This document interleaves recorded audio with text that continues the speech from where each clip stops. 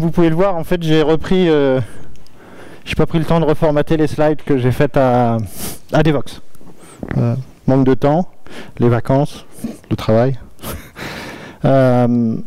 Et donc le sujet pour ce soir, c'est de parler du stream processing et avec Apache Flink. Donc c'est une introduction, ça va pas aller très loin dans la technologie. C'est plus pour ouvrir la discussion justement autour du streaming, du stream processing, qu'est-ce qu'on peut faire, comment on peut le faire et pourquoi Flink est intéressant.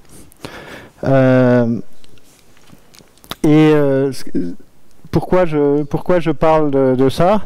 C'est que je travaille dans une société qui s'appelle Mapper, je reviendrai dans une seconde à quoi ça correspond, qui est une plateforme Big Data, et donc le streaming est important. Donc je suis TUG-Dual, TUG, je suis déjà venu plusieurs fois à Bordeaux, notamment un petit peu au Jug, un petit peu à BDX, et la plupart des gens m'appellent TUG ou TUG, parce qu'en Bretagne, TUG-Dual ça passe bien, mais en dehors, quelquefois c'est un peu dur. Et si vous voulez me contacter, tug.mapper, ou TUG-Dual à Gmail. C'est l'avantage d'avoir un prénom un peu unique, c'est que j'ai réussi à enregistrer mon prénom comme chez Gmail. Et avant de travailler, ça fait un peu plus de 2 ans maintenant que je travaille chez Mapper.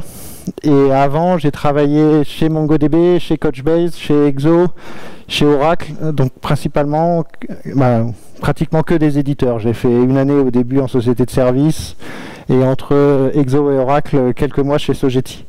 Mais une fois qu'on a goûté, en tout cas pour moi, j'aime bien être chez les éditeurs.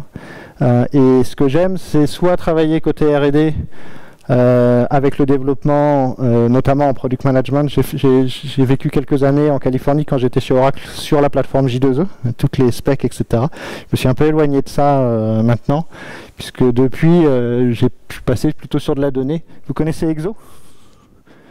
C'est tu connais un petit peu?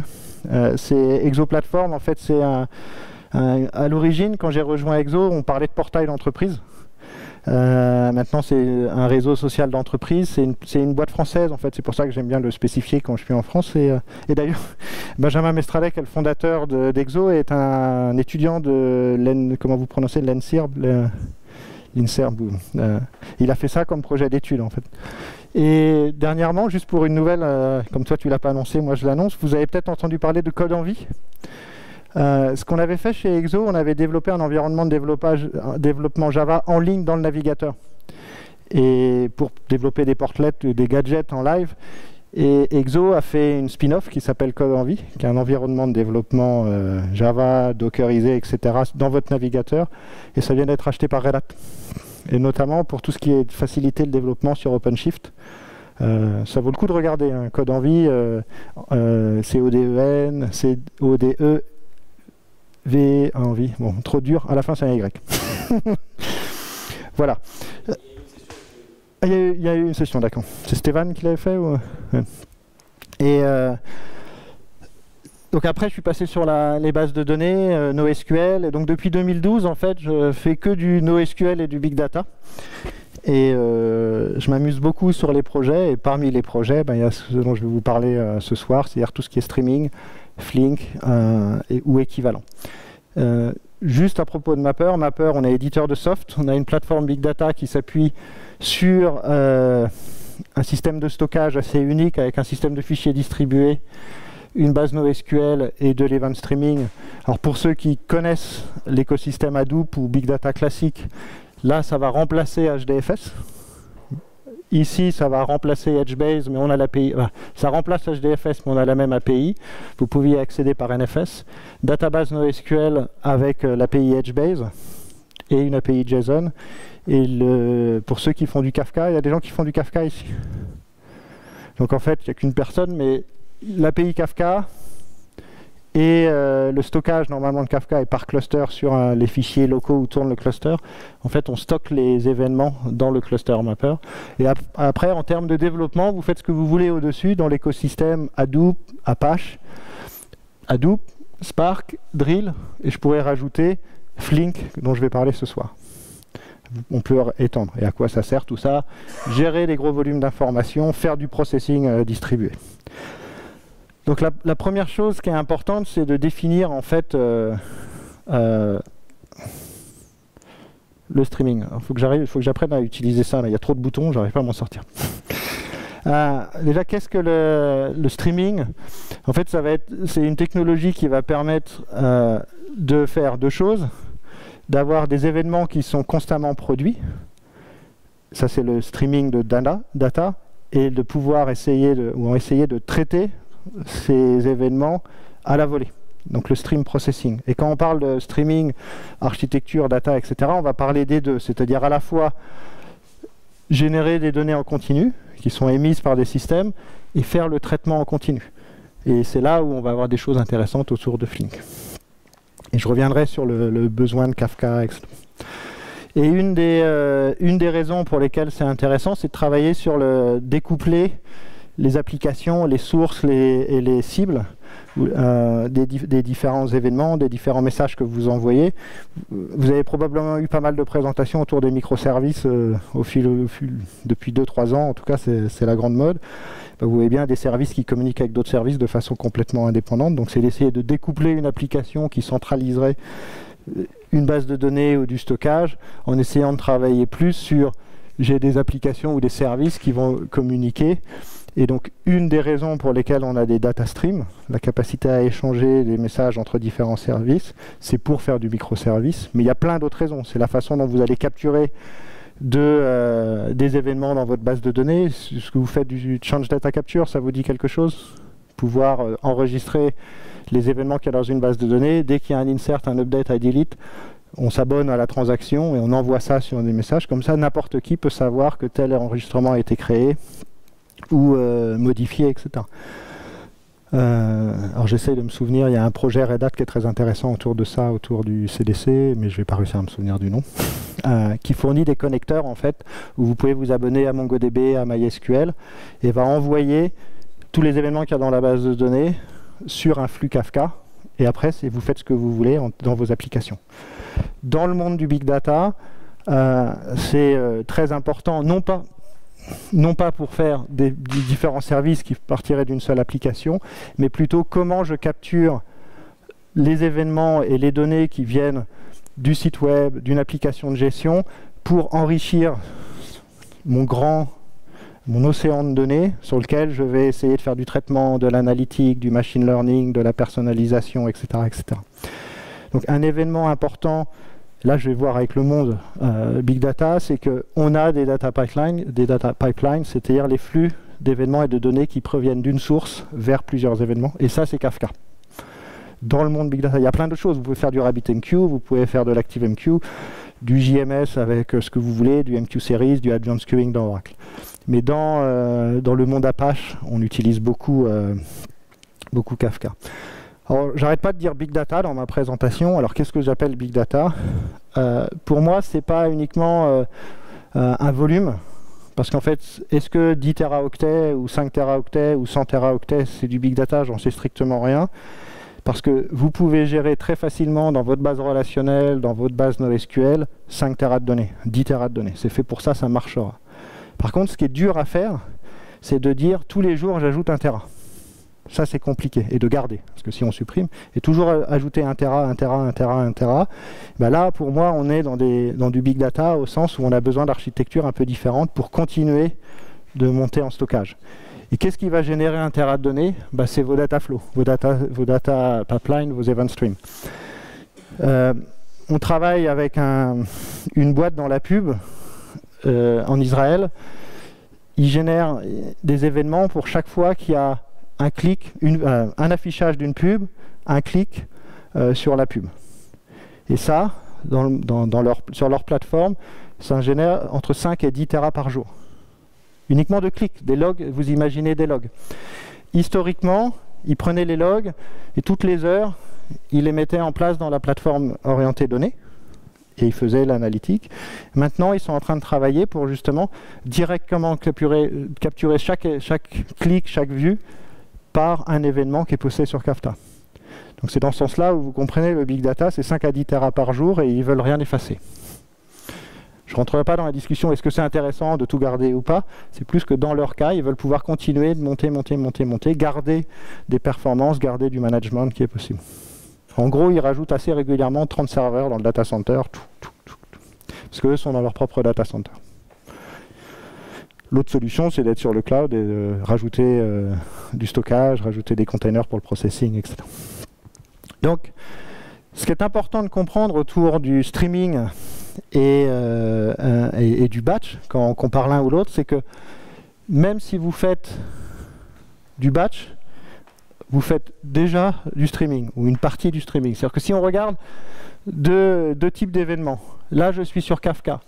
Alors, Kafka, hein, c'est un système de publish-subscribe avec un broker au milieu qui est en cluster. Et pour garantir la montée en charge en termes de volume d'écriture et volume de lecture, les messages sont partitionnés. C'est-à-dire que ça, vous voyez là, ici, il y a 2 partitions. Comme ça, je peux écrire en parallèle sur deux partitions pour les topics. Et ce que va faire Kafka, il va vérifier que pour une partition donnée, les messages soient toujours dans le même ordre, indépendamment l'une de l'autre. Et là, je suis sur un autre système qui est des logs. On voit un log toutes les heures, un fichier toutes les logs. Ben là, quand on le représente comme ça, on voit bien que c'est un flux d'événements. Un premier événement là-bas, je suis paumé là.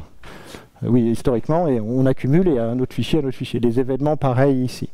La différence déjà entre ça et ça, c'est que là, on est sur un gros événement qui apparaît d'un coup, qui est le log, alors qu'ici, on voit des événements qui apparaissent petit à petit, et là, ça peut, entre cet événement-là et cet événement-là, il peut avoir plus de temps. Si on regarde le flux en tant que tel, on a 2 types de flux, des flux qui avoir une latence très courte, chaque événement arrive à un instant donné, et on les met tout de suite, et ici, on va avoir une latence qui est beaucoup plus grosse, et toutes les heures, on va recevoir un batch d'entrée. Et justement, à propos de batch, c'est qu'au lieu de traiter le flux directement, c'est juste qu'on va dire je prends un sous-ensemble. Vous voyez bien que quand vous traitez vos logs pour les analyser, vous traitez un certain nombre de logs au lieu de l'avoir traité au fil de l'eau. Vous prenez ces fichiers-là qui existent et vous faites du processing. Donc une façon de voir le stream, c'est que c'est un flux qui n'a pas de limite, là où un batch, c'est dans ce flux qui n'a pas de limite, je prends un sous-ensemble. Et pourquoi je dis ça? C'est parce qu'en fait, ça peut être intéressant quand vous travaillez chez un client sur un projet, d'essayer de dire bah oui, mais aujourd'hui on fait que du batch, on ne saura pas faire du streaming, etc. Moi souvent pour montrer le streaming, ce que je fais, c'est que je prends leur fichier log ou leur fichier CSV avec des données et j'écris une toute petite routine, un petit Java qui lit ligne par ligne et qui poste sur Kafka. Alors ça n'a aucun intérêt d'un point de vue architecture, on est d'accord, mais ça permet de montrer de commencer, on peut traiter les données sur un flux au lieu de les traiter comme un batch. C'est pour commencer, et après, c'est trouver la technologie qui va permettre de le faire. Je parlais du Change Data Capture, du CDC dans les bases de données. C'est un premier exemple. C'est qu'au lieu de faire un dump toutes les nuits de la donnée pour les mettre dans la plateforme qui va faire du calcul pour faire de la personnalisation, la segmentation de clients ou de quelque chose, ben, vous faites ça en Change Data Capture. Il n'y a pratiquement rien à changer à l'architecture. Donc ça, c'est pour la gestion des événements. Et la partie un peu plus compliqué, plus riche, c'est tout ce qui va être processing. Et la première façon, la plus classique, où on fait du processing aujourd'hui dans les applications, c'est le mode requête-réponse des API REST, des applications où on envoie des paramètres, on fait un traitement, on a un résultat. L'autre approche, c'est le batch.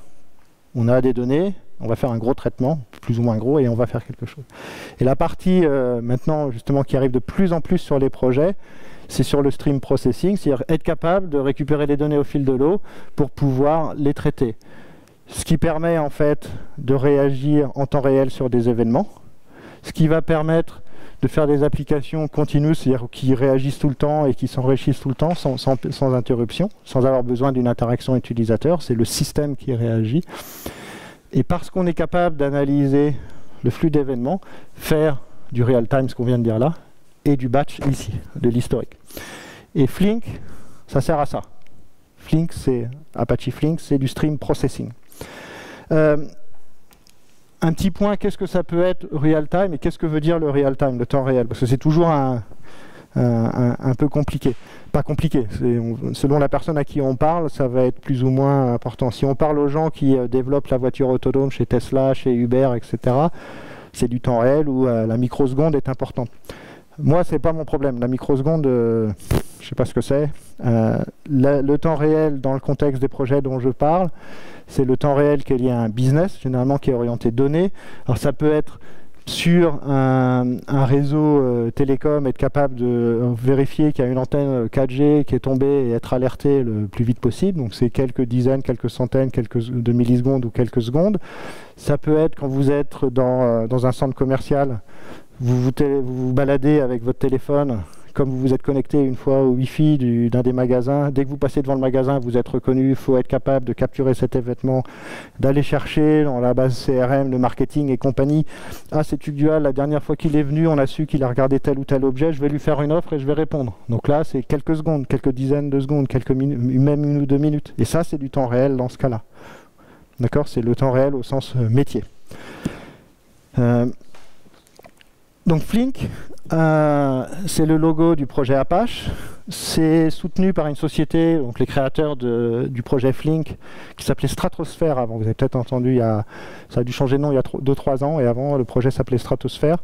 Data Artisan, c'est un projet allemand. Ça a été fait par des personnes qui viennent d'une université à Berlin. Et en fait, pourquoi ils ont choisi un écureuil, c'est parce qu'en fait ça représente les écureuils de ce qu'on voit dans les parcs à Berlin, et la queue est aux couleurs de la flèche d'Apache, de la plume d'Apache. Voilà pour l'explication du logo, qui est la partie la plus importante de la présentation. Donc le rôle de Flink, c'est du stream processing, et c'est du stream processing qui doit être capable d'être fait sur un gros volume d'informations, nombre d'événements qui arrivent très rapidement. Ça veut donc dire qu'il faut que ce soit distribué, il faut que ce soit scalable au sens où je veux rajouter des nœuds. Donc l'architecture depuis le début a été construite pour déjà où est-ce que je déploie. Il y a plusieurs façons de déployer Flink. Déjà c'est écrit en Scala et en Java, donc ça tourne sur la VM. Donc on peut travailler, c'est ce que je vais faire aujourd'hui, sur une seule VM. C'est ce qu'on fait quand on développe généralement, ou même on peut tester. Et après il y a deux méthodes. Plusieurs méthodes pour déployer en cluster.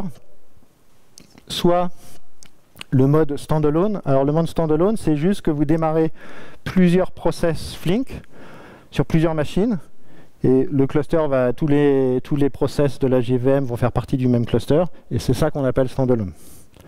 Qui fait du Spark ou qui a déjà fait du Spark ici? Vous voyez que là c'est identique à Spark sur les concepts. Vous pouvez travailler en local, vous pouvez travailler en standalone, et après il y a une partie qui est importante quand on parle de processing, que ce soit du streaming ou pas d'ailleurs, dans le contexte de systèmes distribués, de data avec un gros volume d'informations, qui est comment je gère les ressources. Quand je vais faire un job, est-ce que je vais laisser le job prendre tout l'espace mémoire et toute la CPU? Est-ce que je vais lancer dynamiquement des nouveaux process en fonction du job qui va arriver? Et donc là, il y a deux choses qui permettent de le faire. Dans l'écosystème Hadoop, il y a Yarn, Yet Another Resource Negotiator. En fait, il y a, je dirais, 5 ans, je crois, à peu près, dans la version 2 de Hadoop, ils ont créé un Resource Manager, qui est Yarn, qui permet justement de démarrer dynamiquement des VM par rapport à des paramètres et une configuration qu'on va avoir en place. Donc quand on met Flink sur Yarn, ça va démarrer dynamiquement des VM qui vont faire partie du même cluster pour un ou plusieurs jobs, et après qui vont être arrêtés. Mesos, ça vous dit quelque chose? Vous avez vu des présentations sur Docker, Mesos, Kubernetes, etc. Donc c'est le même principe, mais ça gère des JVM, alors que ça gère des containers, pour faire simple. Mais là, on va être sur un environnement qui est statique en termes d'OS, ou de machine virtuelle au sens OS, alors que là, c'est des containers qui vont être démarrés et gérés par Mesos pour le faire un cluster Flink. Et Flink a également des intégrations directes avec AWS et Google.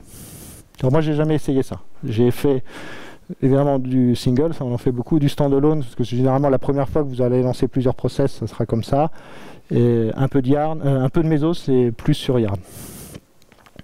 Après, dans le cœur du framework, il y a vraiment toute la partie gestion de la donnée qui va être un moteur d'exécution qui est fait pour avoir un flux de données qui arrive dans le système et qui puisse être distribué. Et c'est là en fait toute la puissance de Flink, c'est sur cette capacité à recevoir des messages, stocker les données, les distribuer sur plusieurs nœuds en fonction des besoins, en fonction des partitions, puisque le seul moyen de scaler quand on va stocker de la donnée ou traiter de la donnée, c'est d'être capable de la distribuer sur plein de machines. Il y a beaucoup de discussions ou de en fait, il n'y a pas officiellement de grosses comparaisons entre Spark et Flink. C'est les deux frères ennemis, entre guillemets, c'est-à-dire que ça a le même objectif, faire du processing distribué en temps réel ou en batch. La grosse différence entre Spark et Flink d'un point de vue technique, c'est que Flink a été construit d'abord pour faire du data flow sur des streams.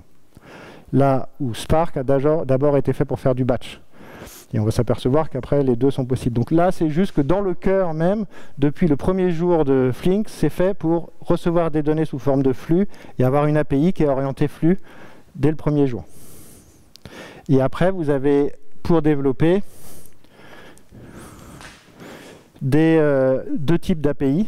Le dataset, qui est pour faire du batch. C'est quand vous avez besoin de lire un fichier, de lire une table, et que vous savez qu'il est statique, c'est-à-dire que vous remontez toutes les données dont vous avez besoin, il va créer des objets en mémoire sur lesquels vous allez pouvoir travailler, avec des librairies qui sont le machine learning, donc des API de machine learning relativement... alors ça dépend. Pour des gens comme moi qui ne sont pas data scientists super avancés, etc., c'est suffisamment riche pour s'amuser. Pour un pur data scientist, je ne pense pas qu'ils vont utiliser ces librairies, un peu comme sur Spark.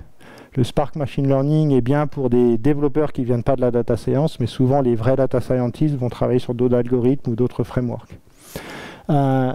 Jelly pour faire du graph processing, c'est-à-dire que si vous voulez analyser votre réseau social, vous avez un réseau d'amis, vous voulez le stocker, l'analyser, le naviguer, vous allez pouvoir le faire directement dans Flink.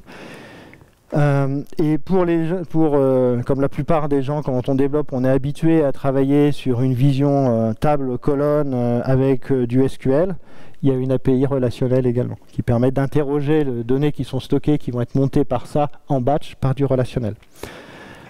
C'est assez proche pour ceux qui font du Python des data frames en fait. Et pour ceux qui font du Spark, c'est l'équivalent des data frames sur Spark. Alors ça, c'est sur la partie batch.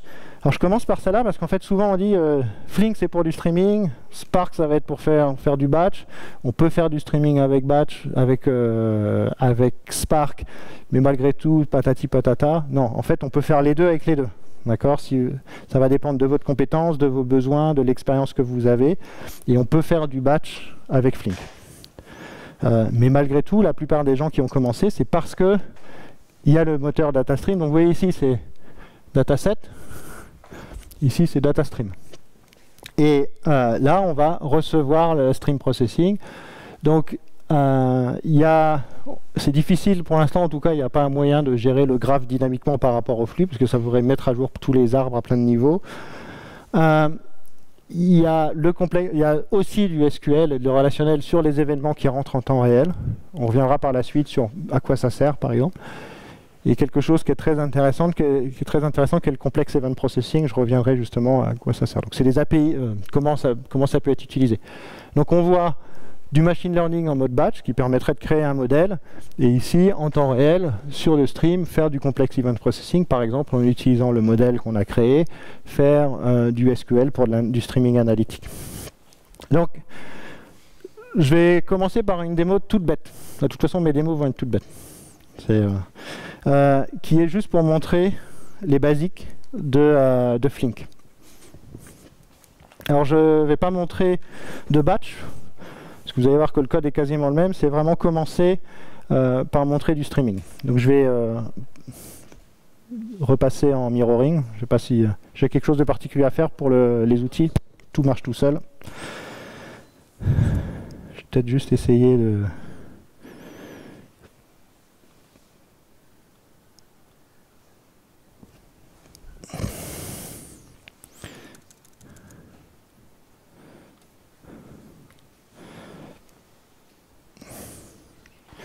En fait, la façon... donc j'ai repris des exemples assez basiques dans la formation Flink. Comme je vous disais, c'était une intro pour essayer de vous faire comprendre les bénéfices des différents outils. Donc en fait, quand on a besoin... Donc comme beaucoup de fois quand on travaille sur des outils Big Data, ce qu'on fait, c'est qu'on écrit des applications Java simples avec une fonction main, et c'est tout. Ça marche pas? Oui, mais c'est la même chose. Je suis repassé en mirroring, là. Il y a un raté, là? D'accord. Parce que sinon, j'arrive pas à programmer. J'ai pas encore mes yeux qui sont derrière. J'essaye, mais ça n'a pas encore marché. Donc, j'éviterai de repasser dans l'autre sens, alors. Là, comme beaucoup de fois, quand on fait des applications orientées Big Data, Processing distribué, ce qui va se passer, c'est qu'on crée des applications main, toutes bêtes, des applications main qu'on met dans un jar. Le jar va être déployé sur le cluster, distribué, et après, toute la gestion va se faire par le runtime. Et la seule chose, en fait, c'est que on récupère un environnement d'exécution stream. Ça, va être l'environnement dans lequel le runtime va se mettre en place. Et là, ce que j'utilise une des fonctions natives de Flink et d'écouter sur une socket TCP. Après, il y a plein de connecteurs, je reviendrai par-dessus. Une fois que je vais récupérer, donc je reçois un data stream sous forme qui est vraiment un stream au sens Java ou Scala, et sur lequel je vais pouvoir travailler. Donc ici, ce que je vais faire, c'est que je vais créer une map qui va prendre tous les mots de la ligne que je reçois sur la socket et créer une clé sur chaque mot. Pour chaque clé, je le groupe par 1 et après je fais la somme. Et j'affiche le nombre de mots que j'ai trouvé, le nombre de fois que j'ai trouvé le mot. Donc je vais démarrer ma socket. Alors c'est très simple. Je fais un netcat qui permet juste de monter une socket et tout ce que je vais rentrer dans le clavier va partir sur cette socket sur le port 88 et l'autre côté ça va écouter.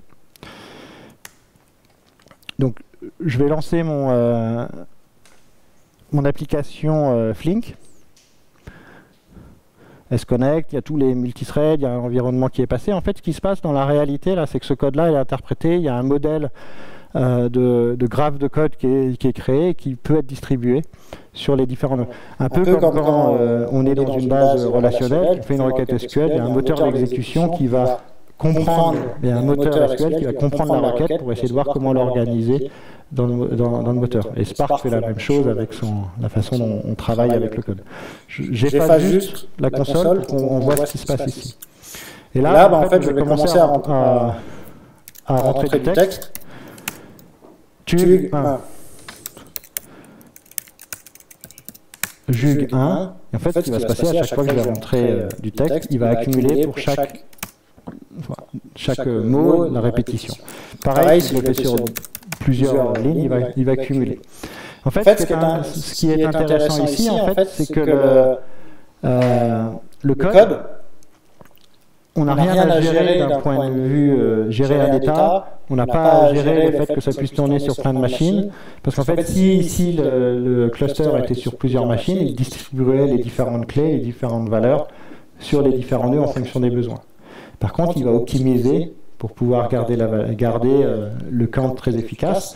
Et ce qui se passe là, en fait, c'est qu'il y a un état qui est géré au niveau du cluster d'un seul nœud pour l'instant, qui me permet de garder le fait que TUG a déjà été accumulé. Ça, c'est un point qui est important sur la gestion d'état dans Flink. Et vous avez la possibilité de faire des checkpoints, de dire je veux sauver ça, être certain que ce soit persisté. Comme ça, si un des nœuds du cluster tombe, quand il va continuer de travailler, il va récupérer l'état. Parce que là, on est sur un process qui n'est jamais censé s'arrêter. Puisqu'on est censé faire du stream processing, alors des données qui arrivent tout le temps. Donc il faut être capable d'avoir quelque chose de hautement disponible, donc qui tourne sur plusieurs machines, qui partage et qui stocke un état. Et s'il y a des nœuds qui tombent, continuer de travailler sur ces différents nœuds. Donc si on regarde le code, alors moi je ne suis pas un développeur, je développe en Java, je bidouille en Scala. Mais par contre, ce qui est bien avec Scala, c'est que c'est plus facile d'écrire des slides en Scala qu'en Java, parce que pour la même chose, ça réduit le nombre de codes, de lignes de code. Là, on voit en haut le dataset, c'est-à-dire la partie batch, en bas la partie stream, ce que je vous ai montré là, plus ou moins la même chose. En fait, on reçoit, là on va lire un fichier, on va traiter, on va faire un group by la première valeur, et on va rajouter une valeur qui s'appelle fréquence, et on va faire la somme et on va l'imprimer. Et là, ce programme va s'arrêter, ça sera fini, hein, il aura un fichier. Tandis que là, on lance, la socket va toujours attendre, et on voit, en fait, ce que j'aurais dû virer ça, parce que ça, je vais vous le montrer après, mais on va regrouper par mot, faire la somme de la même façon. Donc le code est vraiment, vraiment similaire dans la façon de travailler, que vous soyez en batch ou en streaming.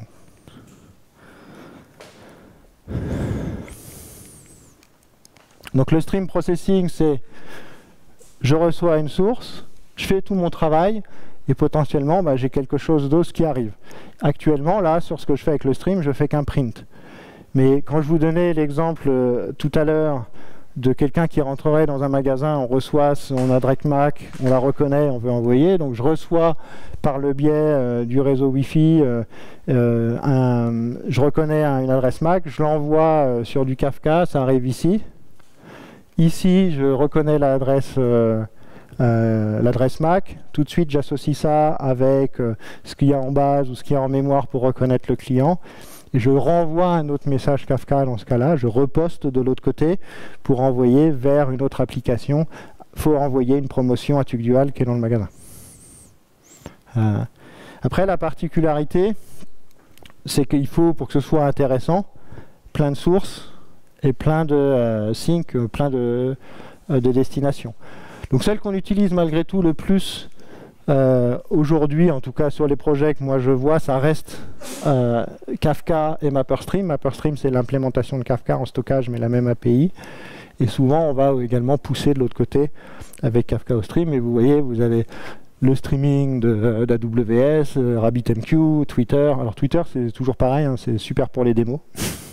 J'ai pas fait avec ça, mais Bahir qui est une couche au-dessus, il y en a plein, et parmi les sources qui sont intéressantes autour des destinations, il va y avoir Elastic et le système de fichiers, parce qu'en fait assez fréquemment on veut que tous les événements qu'on génère, ici par exemple on reçoit un message Twitter, on veut agréger par le nombre de tags et on va mettre à jour sur le système de fichiers le tag, le nombre d'entrées qu'on a trouvé et l'heure par exemple. Juste ça peut simplifier énormément le travail du développeur. Dans la réalité, c'est un peu plus compliqué que ça parce qu'on a besoin d'une gestion d'état, que ce soit stateful pour pouvoir faire des agrégations, pour pouvoir garantir la haute disponibilité. Donc, au bout du compte, il y a la possibilité de sauver un état. Donc ça, c'est de façon transparente dans Flink, avec la possibilité de contrôler quand ça a lieu. Mais c'est encore plus compliqué parce que ça, je vous le montre, c'est un seul process, c'est-à-dire que c'est une seule VM. Dans la réalité, ça ressemble plus à ça. Il faut être capable de distribuer tout ça. C'est-à-dire que peu importe l'endroit où ça rentre, il faut pouvoir traiter, échanger et agréger, il faut pouvoir sauver et avoir à la fin une destination. Donc Flink, le runtime, c'est tout ça.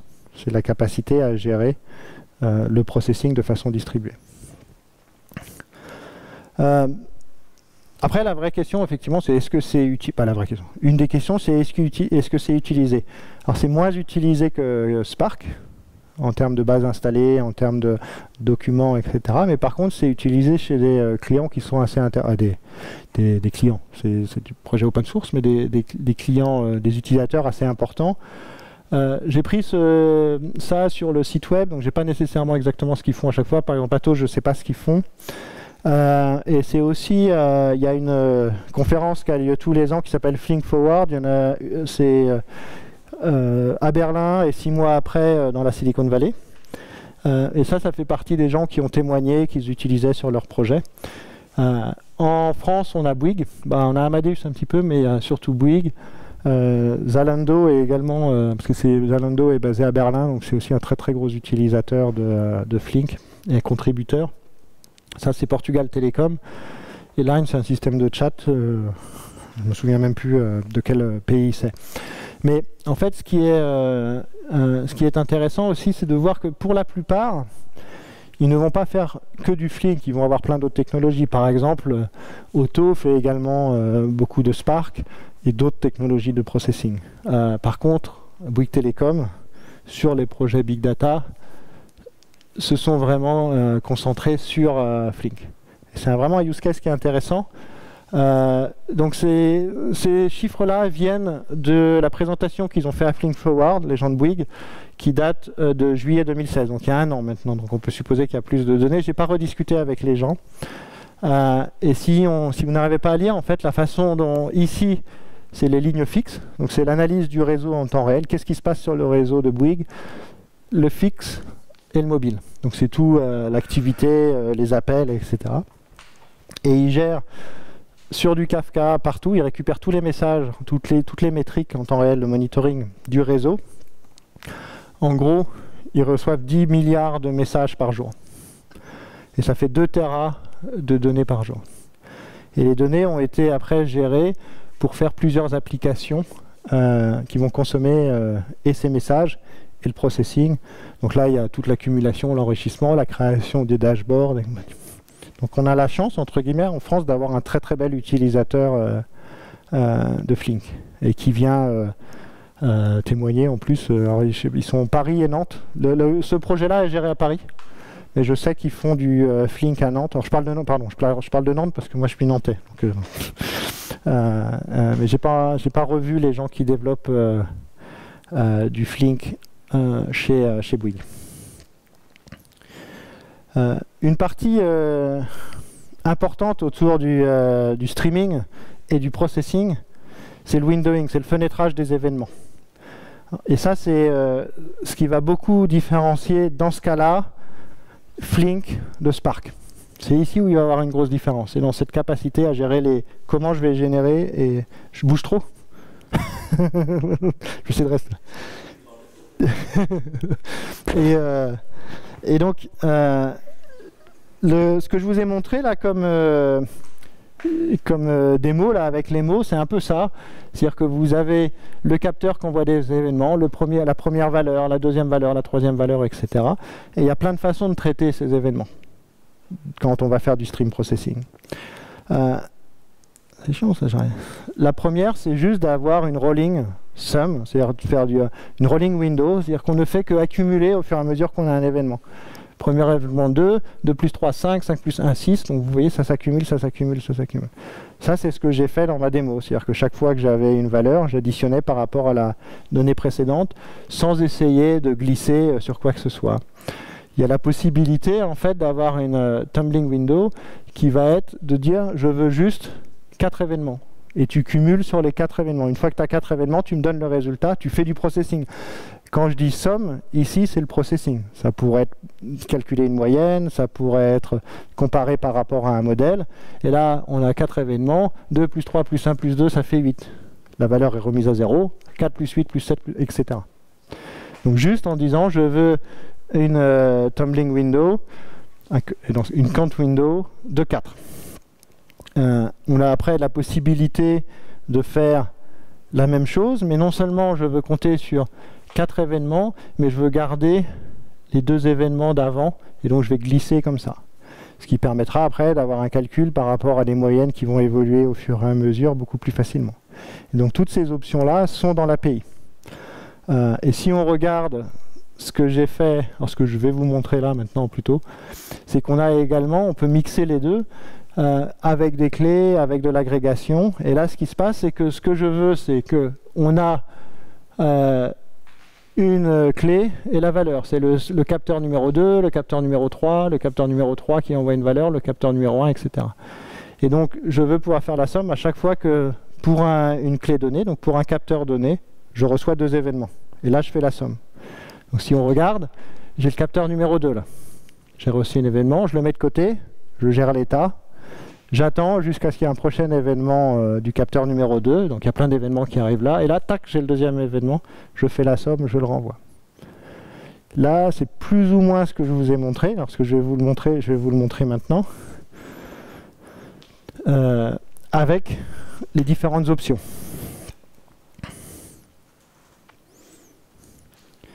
Donc là ce que j'ai fait, c'est que c'est la rolling sum, c'est-à-dire que je cumule. Alors je groupe par clé. Je groupe par clé et je fais la somme. Après, ce que je peux dire, c'est que je voudrais pouvoir regrouper par clé, mais faire une somme tous les 4 événements.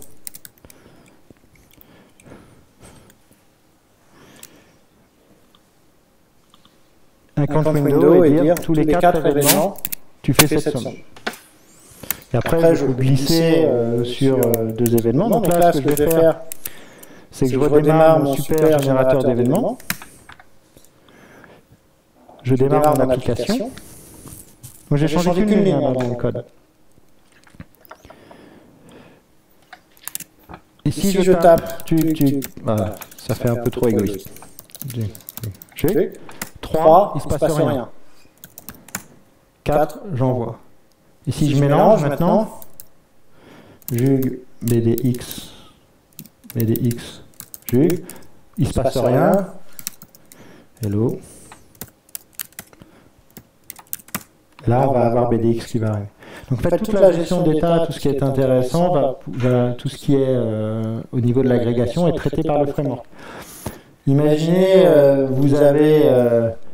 ou alors, on va prendre une autre approche juste parce que je veux citer cet exemple. Donc je vais tuer mon générateur de données. Et ce que je vais faire, c'est que...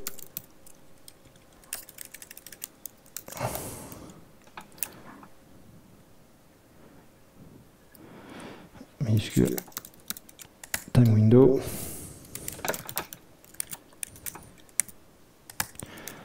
« 4 secondes. Je reviendrai après sur la notion de temps, mais là, au lieu de travailler sur le nombre d'événements, je vais juste avoir du temps. Et toutes les 4 secondes, il va dropper les valeurs qu'il a. Hop, j'ai oublié de démarrer. Pour ceux avec qui j'ai déjà fait des présentations, mon métier, c'est de mettre des applications en prod sur mon laptop. Donc là, c'est en prod. Donc la gestion d'exception, quand mon container n'est pas démarré, etc., c'est pas grave.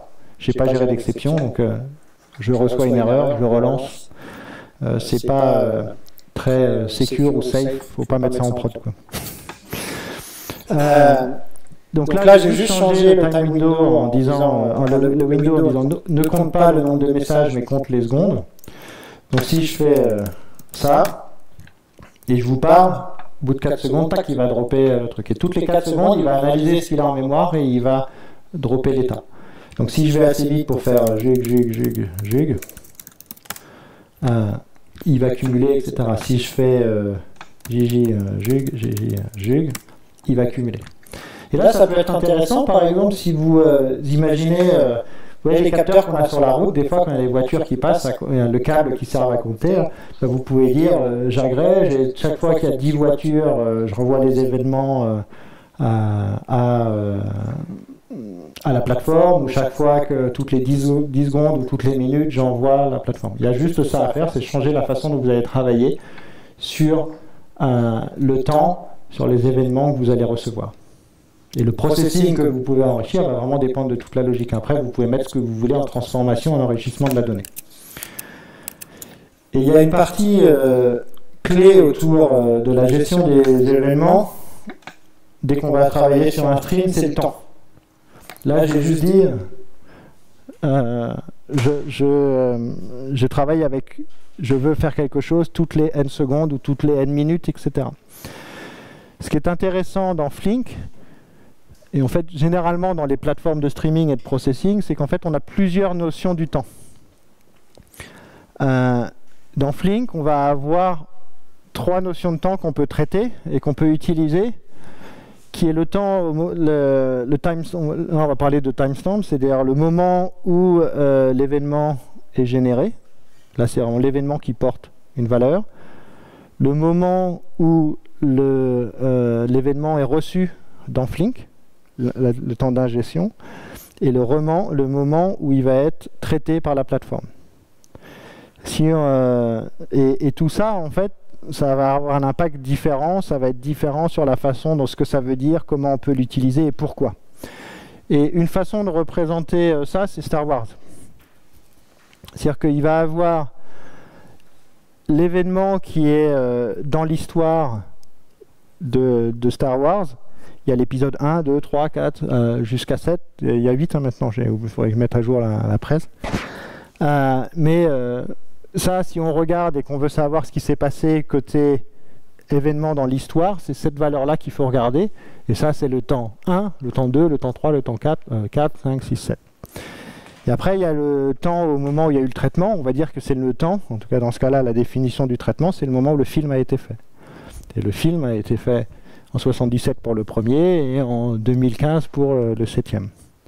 Et selon ce qu'on veut traiter, quand on va faire du stream processing, il faut des fois être capable, et d'ailleurs souvent, être capable de différencier les deux.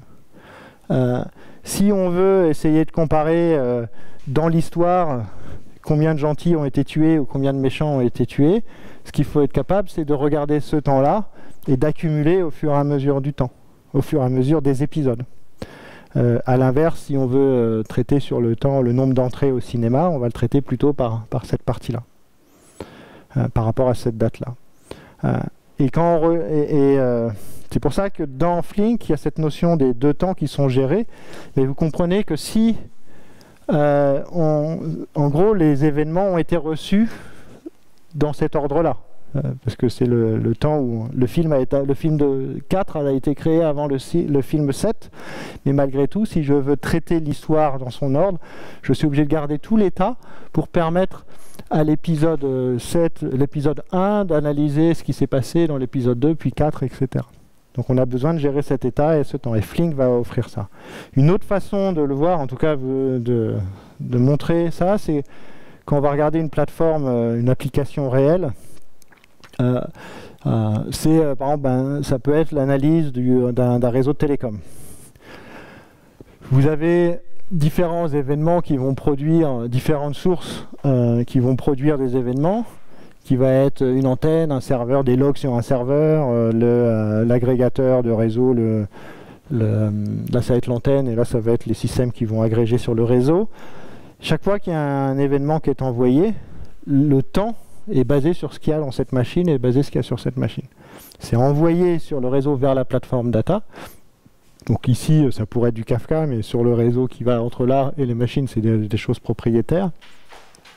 Et ça rentre dans la source de données Flink, et là, Flink rajoute le temps d'ingestion. C'est le moment où le message est reçu, et après, quand il est traité par le procédure, il va avoir tout ce qui va être gestion du temps, gestion du process de la donnée, en rajoutant le processing time. Et pourquoi c'est important, et pourquoi on ne peut pas se baser là-dessus et là-dessus, sur l'ingestion de time uniquement et le window processing? Alors on peut, ça va dépendre de ce qu'on veut faire, mais une chose toute bête, c'est qu'en admettant que ces deux événements, un événement ici, un événement là, ont lieu vraiment au même moment, à la seconde près, on va rester à la seconde, d'un point de vue machine. Rien ne garantit que le réseau entre là et là va être à la même vitesse. Donc on ne peut pas garantir que cet événement-là arrive au même moment ici, ou à l'inverse, si celui-là est généré en premier, arrive avant l'autre. Et si on a besoin de faire du traitement pour vérifier, est-ce que quand j'ai reçu l'appel sur cette antenne-là, est-ce que l'événement qui sert à traiter les appels qui a été émis ici, au niveau de la donnée, sont au même moment, ou sont dans tel ordre ou tel ordre, le seul moyen, c'est de calculer sur le timestamp dans l'événement. C'est pour ça que la partie-là est importante. Et c'est là où, typiquement, Flink facilite énormément le travail par rapport à Spark. Parce que toute la gestion d'état est faite sur ces temps-là, si on veut, dans la façon dont on programme.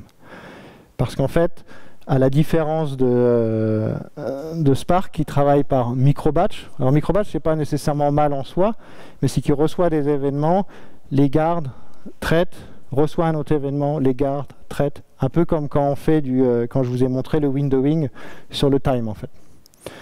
Mais là, la différence, c'est qu'on peut faire ça avec cette notion de temps-là qui n'existe pas au sein de Spark. Parmi les use cases vraiment intéressants autour du stream processing, c'est le complex event processing. On reçoit des événements et on veut les traiter en associant des règles. Par exemple, en gros, c'est pouvoir recevoir plusieurs événements et générer une conclusion. Si ça arrive, puis B, je fais ça.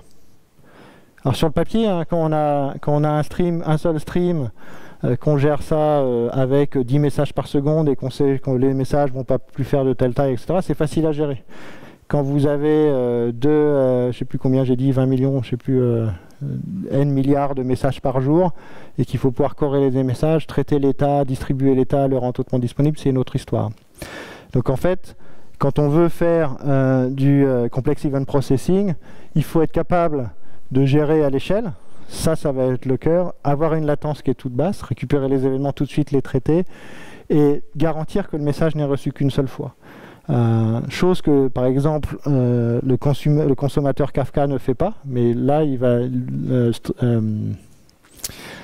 Flink va gérer ça quand il va recevoir des messages pour garantir que le message n'a été lu qu'une seule fois.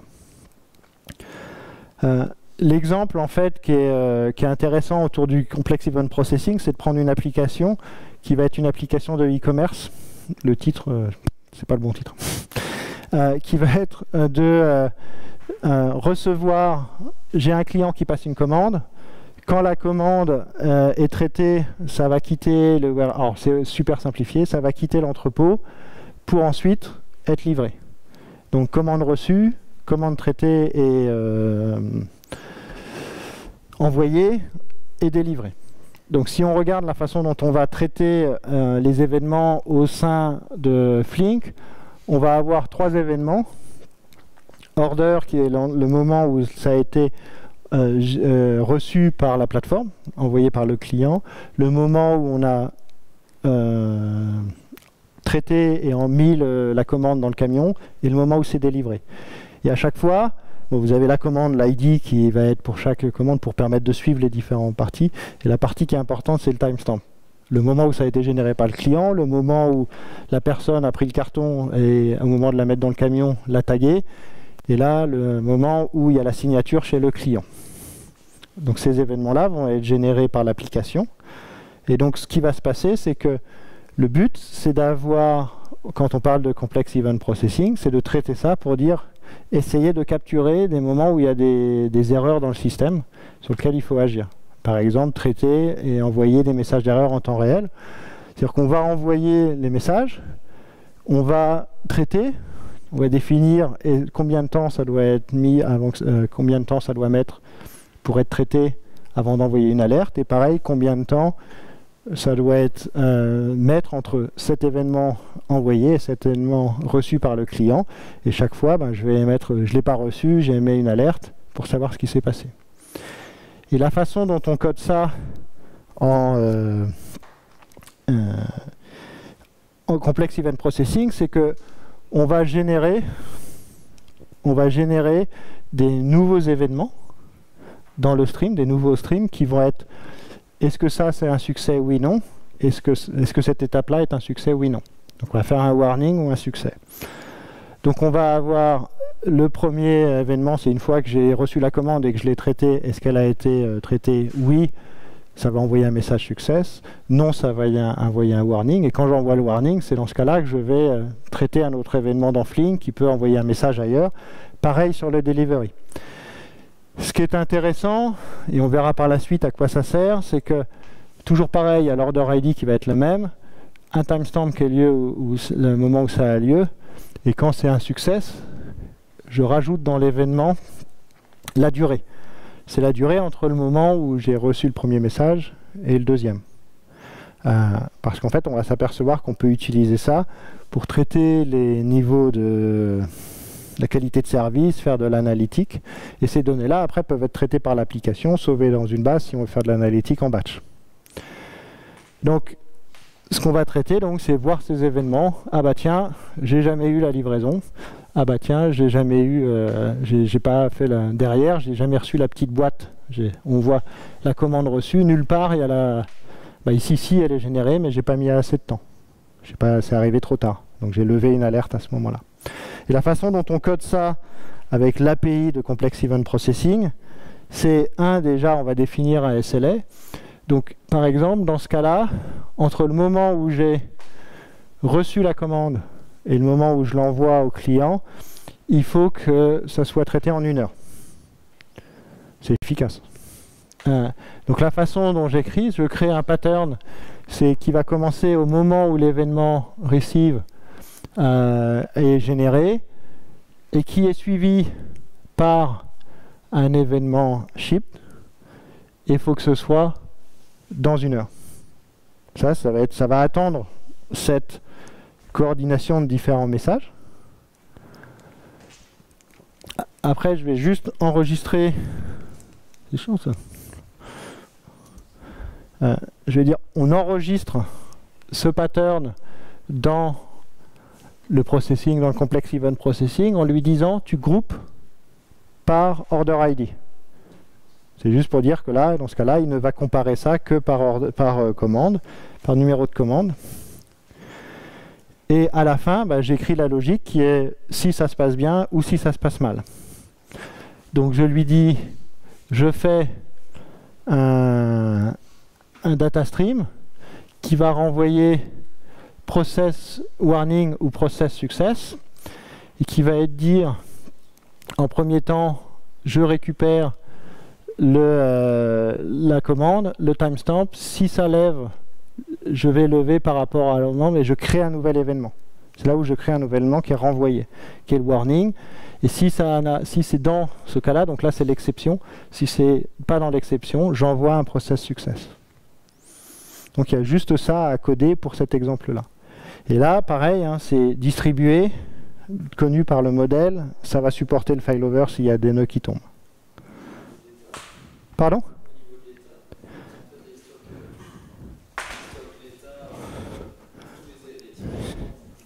Ouais. Ouais. C'est écrit sur disque. En fait, l'état est géré.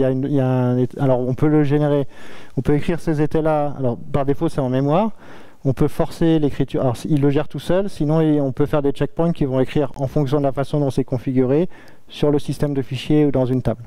Ou sur un système de fichiers distribué par NFS ou des choses comme ça.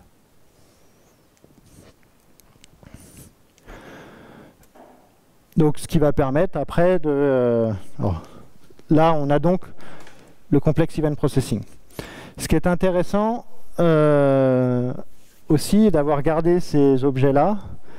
Alors, on peut imaginer, à chaque fois qu'on génère cet objet, on a échoué, il y a un warning, il y a un succès, on prend l'ID, le timestamp, le temps et l'état, le fait que ce soit warning, on sauve ça dans une table. Dans nos tables. Là, je ne parle pas de la gestion d'état, pour ensuite pouvoir faire de l'analytique. Comme ça, on va pouvoir regarder quel est le temps moyen de process, etc. La raison pour laquelle, par exemple, dans Flink, il y a la capacité à faire du SQL sur les événements, c'est qu'en fait, on peut dire donne-moi pour un temps donné le nombre d'événements, ou pour un nombre d'événements où il y a eu des commandes qui ont été en retard. Et là, c'est sur le stream lui-même, le SQL. Vous avez déjà fait du continuous query sur SQL, qu'en fait vous écrivez, alors toutes les bases ne le supportent pas, il y a la possibilité de le faire sur certaines versions d'Oracle avec des options. En fait, en gros, ou alors c'est l'uplog sur Mongo, c'est un peu ça. C'est-à-dire que vous écrivez une requête, le curseur reste ouvert, et dès qu'il y a un événement, donne-moi les employés dont le nom commence par D, dès qu'il y a une insertion ou une mise à jour d'un quelque chose qui commence par D, ça envoie le résultat au curseur et le curseur reste ouvert. Là, c'est un peu la même chose, c'est-à-dire que sur le flux de Flink, Flink va compter les événements, mais au lieu d'avoir une interface de programmation par une API, ça va être du SQL. Ça permet de compter les événements qui sont en retard, ou ça va permettre par exemple de traiter pour chaque événement, donne-moi le temps moyen de processing, donne-moi le temps moyen entre telle étape et telle étape. Et on parle de telle étape et telle étape. Et on parle là ici de streaming analytique parce qu'en fait les événements et le résultat arrivent au fil de l'eau. Donc c'est la partie que j'ai pas encore de code, faut que je la crée. Pour que je pousse ça dans GitHub. Donc voilà, au niveau de l'introduction, alors comme je disais, c'était une intro à Flink. Il y a un bouquin qui est très intéressant, qui est un petit bouquin qui fait une cinquantaine, soixantaine de pages, qui est en PDF. J'en ai pas de version imprimée.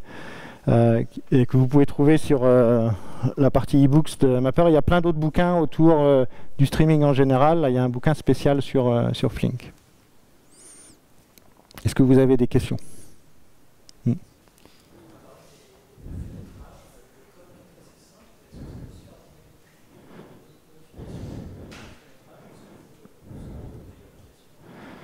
Genre, je pense pas, je sais pas, je pense pas, j'ai pas essayé. Parce qu'après, il y a quand même une grosse partie qui est l'analyse et la création du graphe pour pouvoir traiter la donnée, donc je suis pas certain.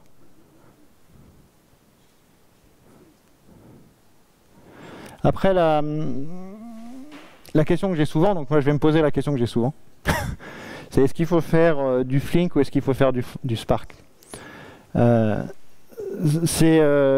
Comme beaucoup, ça va dépendre énormément de la culture, etc. Je pense que Spark étant beaucoup plus utilisé, si vous voyez que vous n'avez pas besoin de streaming intensif, Spark peut suffire. Mais les gens qui font énormément de streaming et qui veulent vraiment traiter la donnée et faire du streaming en temps réel préfèrent Flink aujourd'hui. Alors moi, étant principalement un développeur Java avant d'être un bidouilleur Scala, je préfère Flink parce qu'aussi on peut écrire le code en Java plus facilement que dans Spark. Quand on fait du Spark et qu'on est sérieux avec Spark, il faut se mettre à Scala. Moi, en tout cas, ça c'est l'opinion que j'ai. Parce que, pour une raison toute bête, hein, ça va être la première raison, c'est quand on cherche du code et qu'on veut essayer de comprendre, 99% du code il est en Scala, les exemples sont en Scala, donc ça permet d'aller beaucoup plus vite. Sur Flink, c'est Java en premier, Scala en deuxième, entre guillemets. Ou en Python. Ouais. Pas à ma connaissance, mais je n'ai pas regardé en détail. Moi, je suis arrivé à Flink en faisant mes petites démos là. Alors, je vais vous faire des petites démos où il n'y a pas encore de Flink, mais parce que c'est une nouvelle démo que j'ai fait. Je vais prendre un petit peu de temps pour monter mes petites démos, c'est pour finir avant l'apéro. Sur le streaming et en quoi ça peut être amusant et ouvrir des discussions sur comment on pourrait, par exemple, avec Flink, faire des choses autour des événements qui sont générés. Je vais prendre quelques minutes, donc je ne sais pas si vous coupez l'enregistrement ou pas. Il faut que je monte tout. Je suis arrivé à la bourre parce que j'ai fait la même démo j'espère que ça va mieux marcher tout à l'heure. Il faut que j'ai pas eu le temps de tout préparer. Alors, est-ce que quelqu'un connaît ça? Donc c'est un jeu pour grands enfants. Et ce qui est chouette, c'est que c'est un circuit, c'est des voitures qui communiquent en Bluetooth. Et donc on peut les hacker pour faire... Il y a des SDK qui existent. Et ce qui permet justement pour quand on a besoin de générer de la donnée, et moi j'utilise, à l'origine j'ai fait ça quand on fait des salons. Vous savez, quand on est un salon Big Data, où on est 300 vendeurs, si vous mettez que des slides sur l'écran, personne ne s'arrête. Donc il faut trouver un moyen, un petit truc. Et le meilleur moyen dans la techno, c'est d'avoir des trucs de bidouilleurs pour un garçon qui dit « Oh tiens, je vois une petite voiture qui tourne, je vais m'arrêter, je vais poser des questions. » Donc on a fait cette démo. Donc le produit s'appelle, la société s'appelle Anki, A-N-K-I. Et le jeu s'appelle Overdrive. Ils ont également un petit robot programmable, mais j'ai pas encore eu l'occasion de l'acheter. Ça devrait pas tarder. Donc, ce qui est amusant, c'est que le circuit c'est flexible et relativement facile à monter. Hein? Non, juste là, c'est bon. Donc, c'est basé sur des petits aimants qu'on met les uns à côté des autres. Donc le circuit, on peut l'étendre à l'infini. Il suffit d'acheter des nouvelles plaques. Et je vais essayer de faire un vrai circuit. Je prends des risques parce que les voitures elles risquent de tomber. Hop.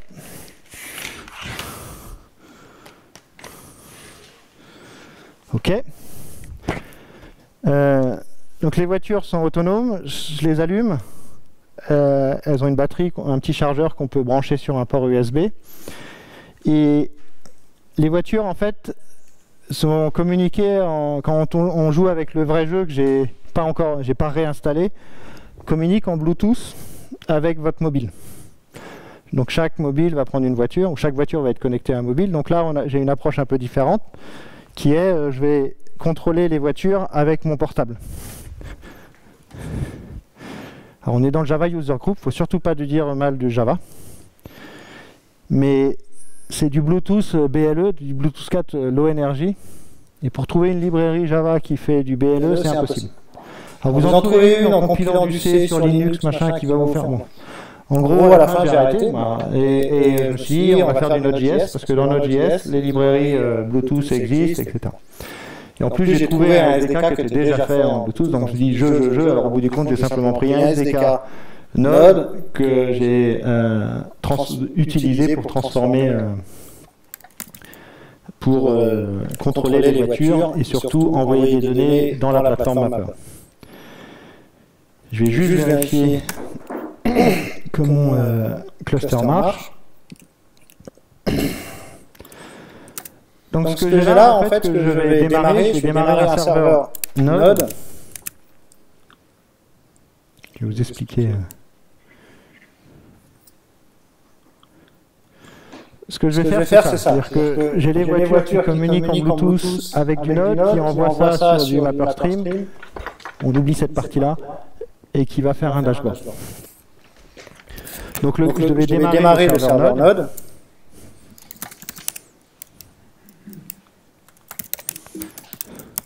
Alors normalement j'ai préparé tous ces scripts qui démarrent, mais comme je suis arrivé complètement à la bourre, j'improvise.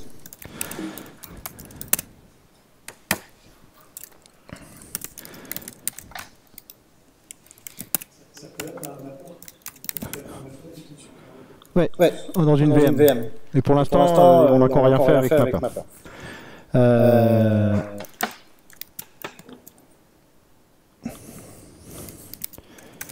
Donc,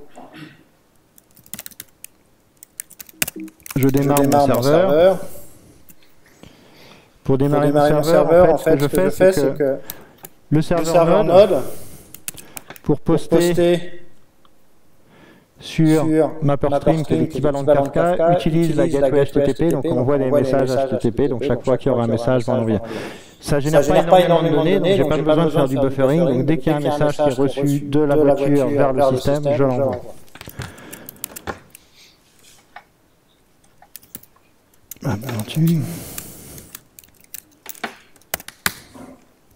Donc là, il y a un serveur HTTP qui a démarré, qui écoute sur le port qui va bien, 78-77, et en fait, ça démarre une petite appli web qui permet de contrôler la voiture. Alors comme je ne veux pas prendre crédit, c'est développé par John Graves, et en fait, John Graves est un employé d'Oracle. Pourquoi? Parce qu'en fait, Mapper, Oracle, IBM, on utilise tous ce petit outil-là pour faire nos démos. Alors différentes façons, mais alors ce qui est amusant ou embêtant, j'étais à Devox à Londres, je commence mon système, il n'y a rien qui marche. Et en fait, je captais les voitures de Oracle, je n'arrivais pas à les contrôler. Donc j'ai changé le code pour avoir ma liste de MAC adresse, donc maintenant ça contrôle. J'ai essayé de hacker leur système, je n'ai pas réussi. Donc, parce que c'est le premier truc, quand j'ai vu qu'ils interféraient avec les voitures, il faut que j'arrive à trouver le moyen de les embêter. Prochaine fois. Donc le premier ordre, c'est de se connecter. Et là, vous voyez peut-être pas, mais les voitures sont passées au bleu, parce qu'elles sont connectées avec le système. Et la deuxième étape, ça c'est juste, je démarre les voitures. C'est chouette.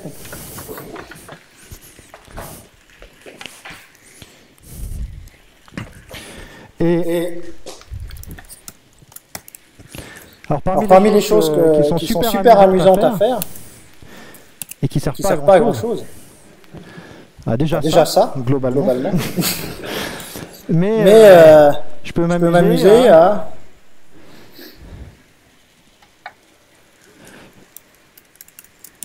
les faire clignoter. Elle clignote, mais ça clignote. En fait, à quoi ça sert tout ça de faire clignoter? C'est que quand vous jouez en vrai sur le téléphone, Vous pouvez changer la vitesse, changer de voie, et vous avez des armes, entre guillemets, pour que vous voyez sur l'image, on voit des lasers, etc. C'est qu'en fait, le but, c'est pas qu'une course de voiture, c'est d'essayer de tuer l'ennemi, de passer devant, etc. Donc quand vous jouez en réalité avec le jeu, ça clignote dans tous les sens. Je peux changer la vitesse. Il ne faut pas que j'aille trop vite parce que sinon elle va sauter de la piste. Donc là, je vais en accélérer une. Hop. Alors, je vais tuer tout. Est-ce que vous avez des questions? Il y a une question généralement qui vient tout de suite. Alors, où ça s'achète? Il n'y a pas besoin, tout s'achète sur Amazon. Il n'y a pas besoin de... Il n'y a pas de question là. Ça c'est marrant, d'habitude il y a toujours une...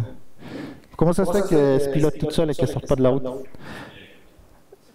Ah non, il n'y a pas de capteur. Oui, il y a un capteur. Et la façon dont ça fonctionne, c'est qu'il y a très peu d'intelligence dans la voiture. Par contre, il y a un capteur optique en dessous là, qui va regarder à l'intérieur de la piste. Et à l'intérieur de la piste, je vais vous en... On pourrait venir après, je ne sais pas si ça va être assez fort pour le voir. Mais si vous regardez, là, vous avez des traits noirs à l'intérieur. Alors vous ne les voyez pas, j'ai mieux. C'est que c'est tellement puissant, ce petit outil, c'est que vous pouvez créer vos propres pistes. Et en fait, à l'intérieur de la piste, il y a ça. Et la voiture regarde ces choses-là, et en fonction de ça, elle sait, d'une part, elle va toujours lire, par défaut, elle reste sur une ligne, tant qu'on ne lui demande pas de bouger. Après, vous pouvez lui demander de changer de ligne et d'avoir des points. Et en fait, la carte globale d'une piste,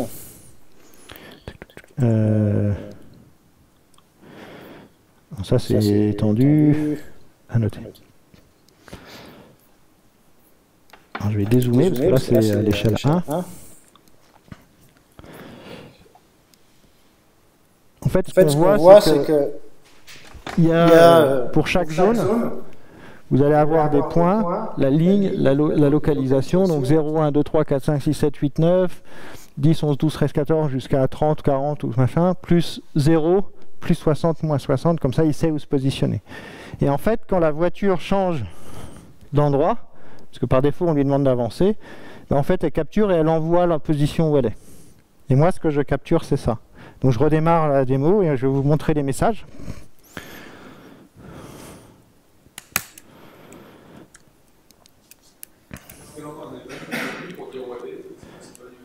Elle sait pas du tout où elle est. Alors, en fait, tu sais pas où tu es du tout. Tu vas voir les événements que tu reçois. Elle est pressée de partir. Donc si on regarde les messages, c'est moi qui ai formaté les messages comme ça, d'accord. Les messages sont en hexa, en Bluetooth, machin, illisible. Et comment ça se fait que j'arrive pas à arrêter le truc?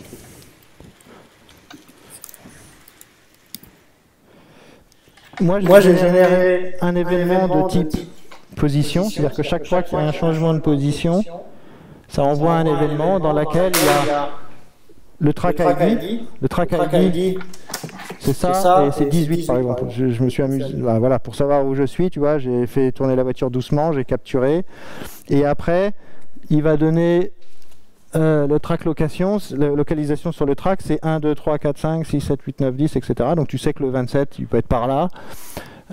L'offset, c'est la position par rapport au centre. Il y a plus 64, moins 64. La vitesse, bon là c'est juste la vitesse, et dans quel sens ça tourne. Alors dans quel sens ça tourne, c'est par rapport à la ligne de départ. Après, selon la façon dont tu... Ah non, en fait je dis une bêtise, c'est pas par rapport à la ligne de départ, c'est par rapport au zéro. Donc lui c'est pas très important, mais il va savoir s'il est dans un sens ou dans l'autre, il va le garantir, ce qui permet quand on va faire des jeux ou des choses comme ça, de faire des choses intéressantes. Et l'autre événement que j'ai généré, c'est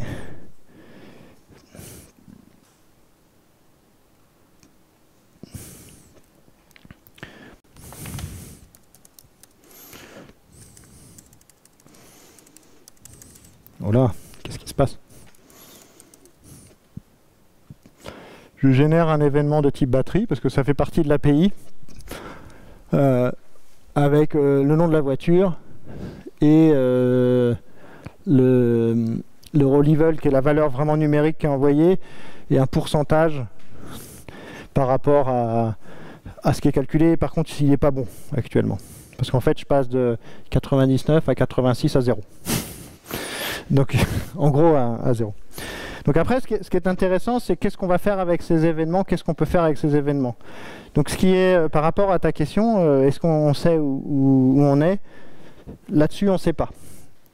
Et les impressions que je vous ai montrées, là, ça, c'est à noter, parce qu'en fait, c'est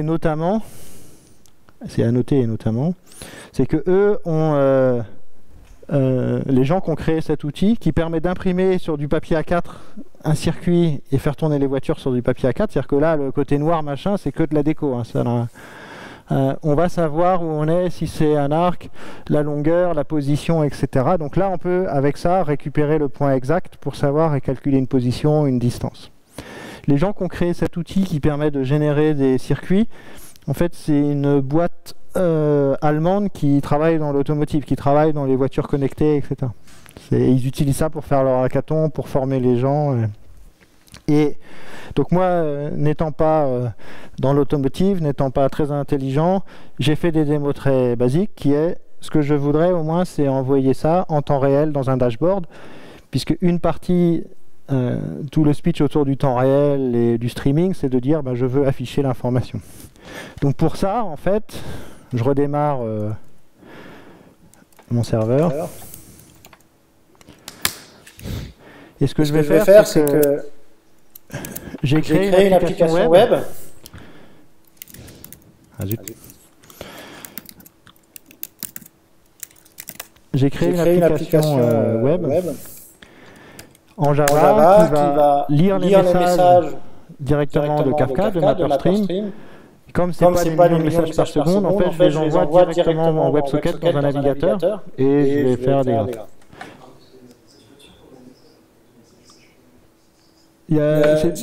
La voiture envoie le message en Bluetooth sur Node. Non, justement. Alors si c'était que la démo, si j'étais Philippe Charrière, vous connaissez Philippe, il est déjà venu plusieurs fois. Philippe, il aurait fait ça, sauf qu'il aurait fait des trucs super sympas en JavaScript.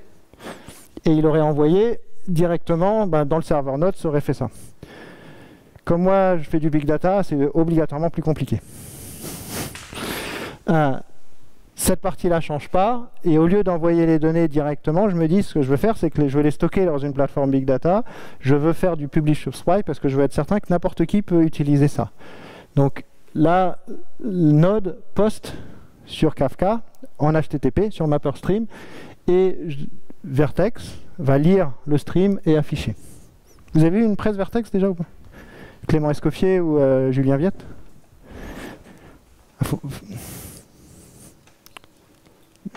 En tout cas, faites venir Clément ou Julien, c'est top. Clément et Julien sont les contributeurs. Julien est le project lead sur Vertex, c'est un projet Eclipse Red Hat. Et ils font des super démos et des super présentations sur le sujet.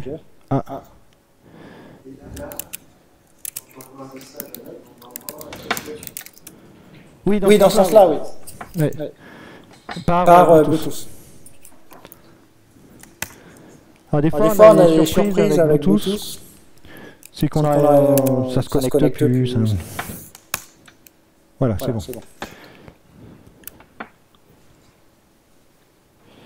Donc je redémarre ça. C'est parti. Et là, j'ai mon web server. Java Java. J'ai déjà buildé le fichier.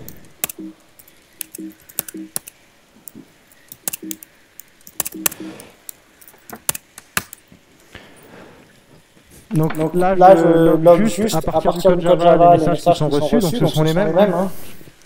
J'espère. Et Alors l'écran est un peu petit. J'ai pas testé le... J'arrive plus à me souvenir comment on dit quand on teste les... Quand c'est censé responsive design. Donc vous avez la vitesse, et quelque part, comme je suis un grand designer, vous avez la batterie pour chaque voiture. C'est un peu dur à dire. Donc si je change la vitesse ici, ça va être envoyé directement dans l'écran. C'est-à-dire que si je reviens sur mon contrôleur là, et que je fais un poste, c'est une API REST de base.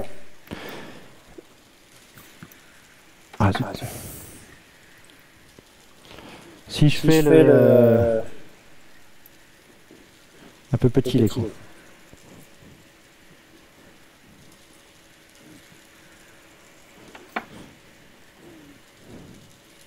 Je vais changer la vitesse. Normalement, on devrait voir celui du haut, je pense, changer.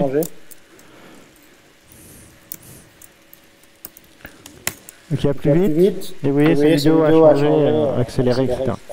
Donc là, c'est en temps réel. Et ce qui est intéressant, c'est cette partie-là qui est vraiment clé sur le streaming. J'ai pas de processing. On peut rajouter autant de services qu'on veut pour consommer la donnée, voire récupérer toutes les données depuis le début. Donc ça, c'est un des bénéfices de Kafka et de MapperStream, c'est qu'on choisit le temps de rétention des messages et on peut dire je ne veux lire que les nouveaux messages ou que à partir de ce message-là dans le temps ou depuis le début. Donc là, ce que j'ai, c'est que on pourrait faire des...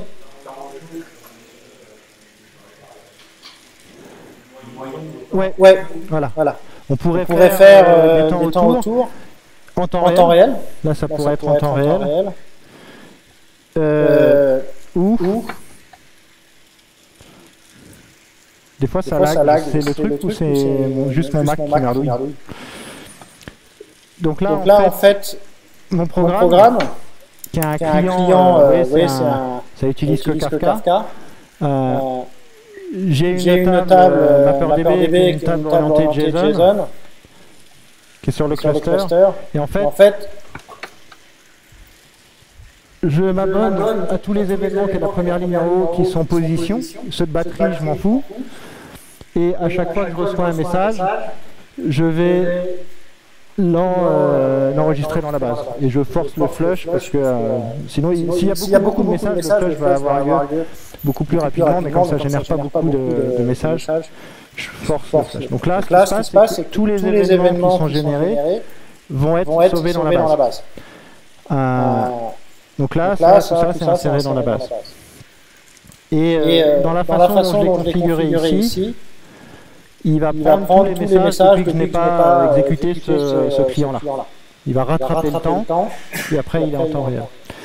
Et pourquoi je montre ça? C'est-à-dire que dans les choses qui sont intéressantes quand on parle de Big Data,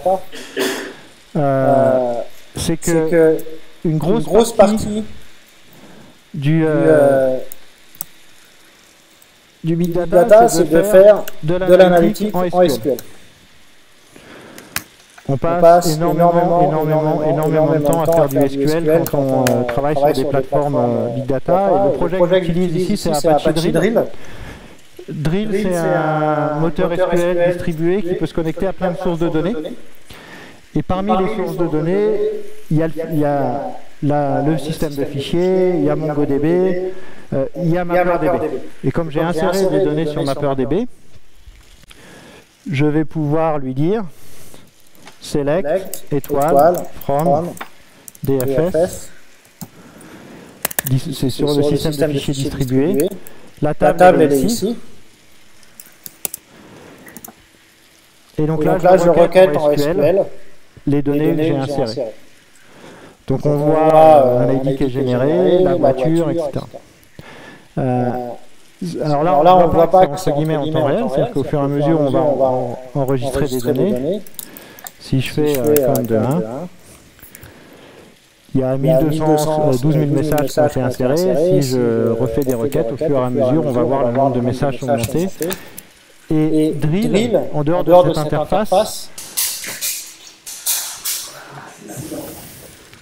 il n'a pas aimé le SQL. C'est David Pilato qui m'a fait ce coup-là, je suis sûr. Qu'est-ce que je voulais dire? Oui. Là, vous avez dans le moteur SQL, vous avez tout le SQL dont on peut avoir besoin, les groupes bas, les jointures, etc. Donc, si par exemple je veux faire donne-moi le nombre de messages par voiture, j'ai juste à changer cette requête et il va grouper. Et là, normalement, ce qui va se passer, c'est qu'on devrait voir, puisqu'il n'y a que celle-là qui tourne, les messages vont compter. Et Drill est accessible. Ah oui, alors, je vais juste laisser un truc. Drill est accessible par JDBC ou DBC, donc généralement ça va être utilisé dans du tableau, dans du ClickView, dans Excel, dans ce que vous voulez. Parmi l'intelligence qu'il y a dans les voitures, c'est que quand elles sont plus sur la piste, elles tournent. Ah bah là, elle a fait demi-tour. Ah bah en fait, elle se met à tourner comme ça, et essayer de chercher des capteurs, et au bout d'un moment, elle s'arrête. Ça fait partie de l'intelligence qui est dans la voiture. Sinon, il n'y a pas d'intelligence dans la voiture.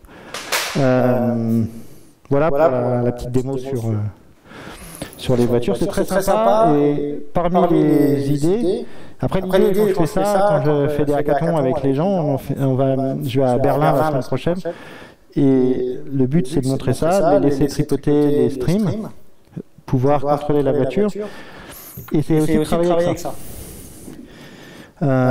Donc ça c'est un Arduino N, je sais plus combien, machin, qui a une carte Wi-Fi, et j'ai déployé du Python dessus, un petit programme Python qui va lire ce capteur-là, qui est un capteur de mouvement, et dès qu'il y a des mouvements, ça génère une interruption, je compte les interruptions, et toutes les n secondes, j'envoie sur le réseau, pareil, sur Stream, dans la plateforme.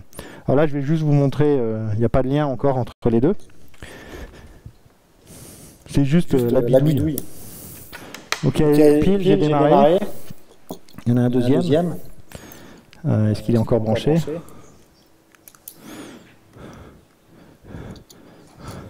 Normalement, ça a l'air de marcher.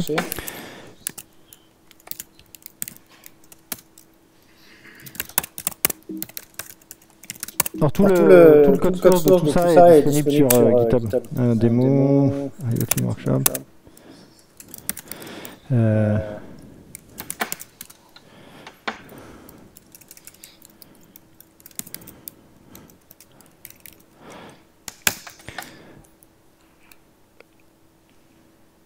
Ok, ça marche, cool. Les deux marchent. Donc en fait, le principe, normalement, on va voir si ça marche. La vraie démo, c'est ça. On en a plein. On les pose sur les tables. Et faites vibrer les tables. Alors attendez.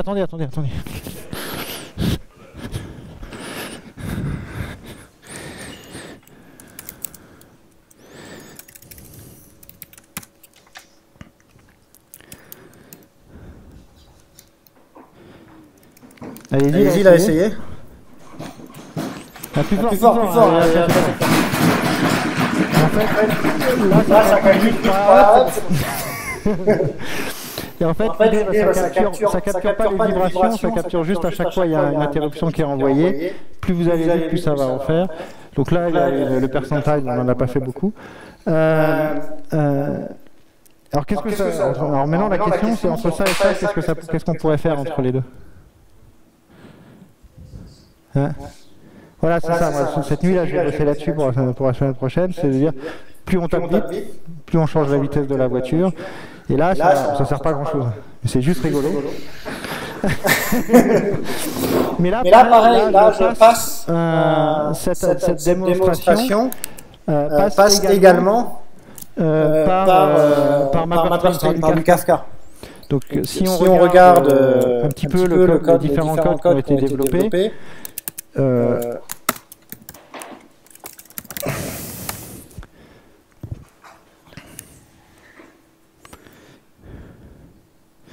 donc ça c'est le programme Python qui est sur les devices. Donc en gros, attention à mon mot de passe. C'est mon moteur Wi-Fi, ça. Ça c'est l'adresse IP de mon cluster mapper. J'ai qu'un seul nœud, c'est une VM. Et ce qui se passe, en fait, c'est que chaque fois que j'ai un événement d'interruption, je cumule des informations et après, je fais un HTTP post de ce message-là. Et lui, il le consomme, et j'ai la même application Vertex qui le consomme. Donc si on voit comment c'est fait dans Vertex,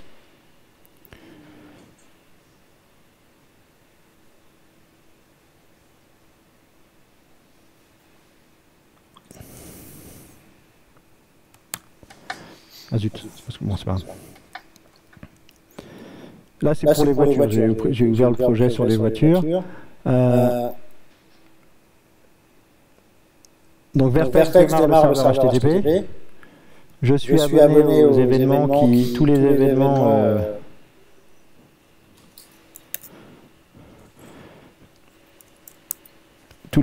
qui proviennent sur le stream IoT. Par l'intermédiaire de l'Evan-Bus de Vertex, j'envoie le fichier, le contenu du message sur la WebSocket. Et sur le client, en fait, à chaque fois que je reçois un message, je regarde si c'est un message de type position, si c'est un message de type batterie, et je mets à jour la vitesse. Donc c'est relativement simple, et c'est pareil pour les vibrations, j'envoie les choses. Donc c'est juste... c'est parti.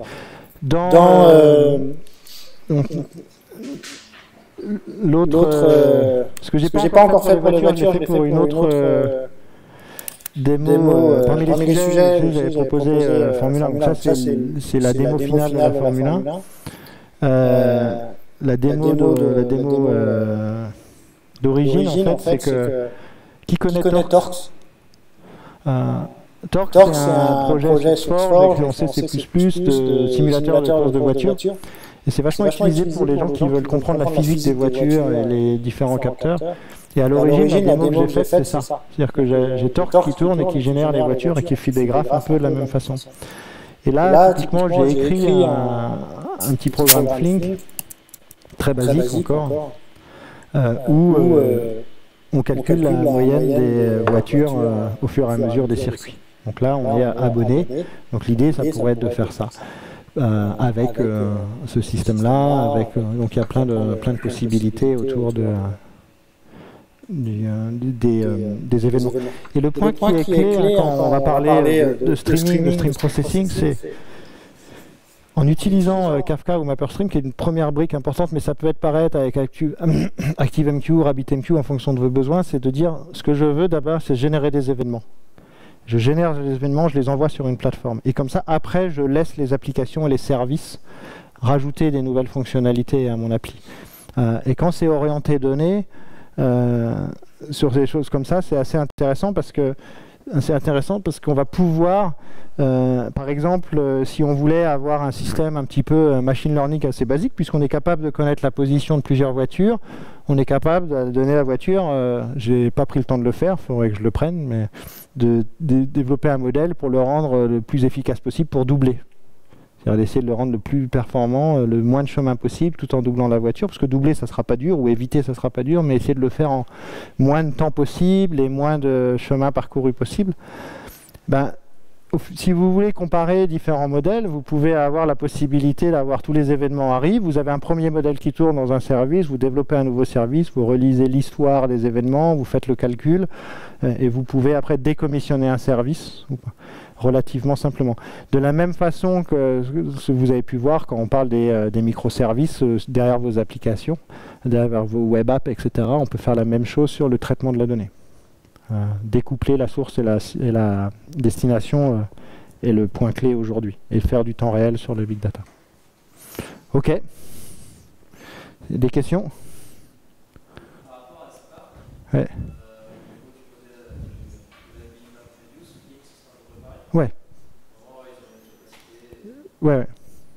Donc tout ce qui va être processing, transformation, accès aux sources de données, etc. Ouais.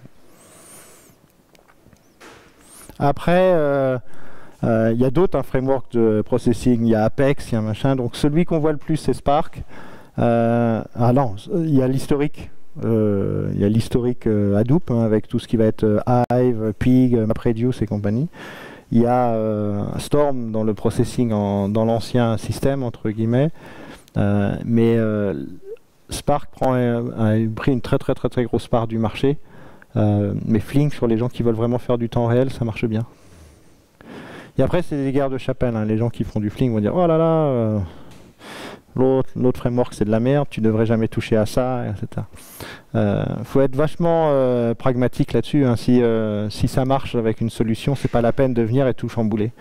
Le point qui est clé dans tous ces systèmes-là, ce qui manque le plus aujourd'hui sur le marché, alors sur Spark c'est d'autant plus vrai parce que Spark est prêt à plein d'endroits, c'est des gens qui sont capables de bidouiller des trucs, et moi j'en fais partie, encore je bidouille des trucs très simples, mais bidouiller des choses compliquées on a plein, mais des gens qui sont capables d'aider un projet à passer en production et à maintenir en conditions opérationnelles, faire des mises à jour, etc. sur des gros projets Spark ou des gros projets Flink, il y en a peu, et il y a une forte demande.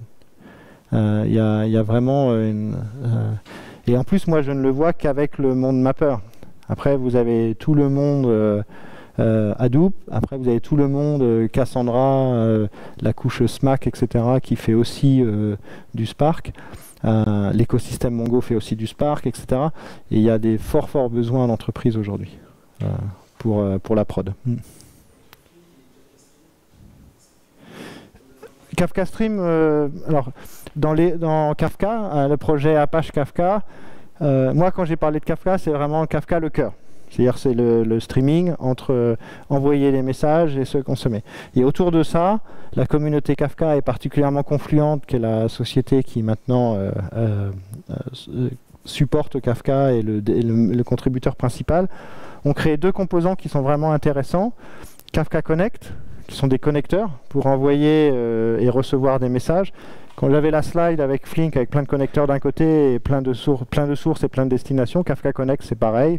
C'est-à-dire que vous pouvez vous abonner à une requête JDBC et requêter plein de fois et poster ça. Donc ça c'est Kafka Connect. Et il y a Kafka Stream. Alors attention, MapperStream et Kafka Stream n'ont rien à voir. C'est que Mapper, on a créé MapperStream et quelques mois après, Kafka a créé Kafka Stream. Alors les noms peuvent être confusing, mais Kafka Stream, c'est quoi? C'est du processing d'événements. C'est beaucoup moins riche que Spark. Spark Streaming est beaucoup moins riche que Flink. Par contre, si c'est pour faire un peu d'agrégation, un peu de transformation, c'est super. Alors c'est super dans le sens où c'est là, c'est simple, etc. Donc par rapport à du streaming, le calcul d'événements, du windowing, des choses compliquées avec des gestions d'état, Kafka Stream ne va pas savoir faire. Par contre, si c'est juste recevoir des messages, agréger, sauver, transformer, ça va savoir le faire. Moi j'ai vu quelques... Alors, dans mon monde à moi, j'ai vu quelques projets qui font du Kafka Stream, mais après c'est autour du processing et de la transformation. Alors il y a le processing vraiment très compliqué, très riche sur Spark et Flink. Quand il y a des échelles comme on a vu sur Buick par exemple, généralement ça va être sur Flink ou sur Spark. Mais après il y a plein de gens par exemple qui vont faire ces transformations-là avec du Talent, avec du StreamSet, avec il y a plein d'outils, avec du NiFi chez Horton et des choses comme ça. Mais c'est un outil très sympa, Kafka Stream. Et l'avantage, c'est que ça vient dans l'écosystème Kafka. T'avais...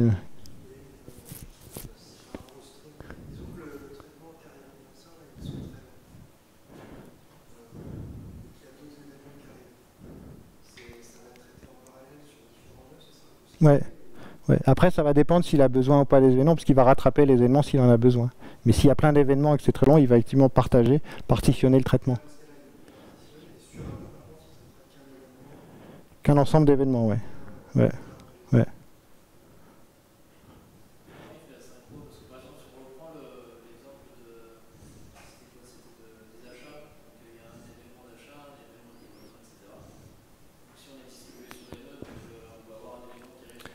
Ouais. Mais après, non, là, parce que là, il va partitionner par rapport à l'order ID. Tu l'as groupé par order ID, donc tous les événements qui concernent l'order ID sont sur les mêmes machines. Parce que là. Ouais, ça va être un peu dans... Ouais. Alors c'est comme ça que moi je l'ai... Alors là, je vais être honnête, c'est comme ça que moi je l'ai compris. Je ne l'ai pas testé avec AtScale, etc. Mais... Ok. En tout cas, je vous invite à tester un petit peu, jouer un petit peu avec, beaucoup avec Kafka, un peu avec Flink, pour voir un petit peu si ça peut être intéressant pour vous sur vos projets.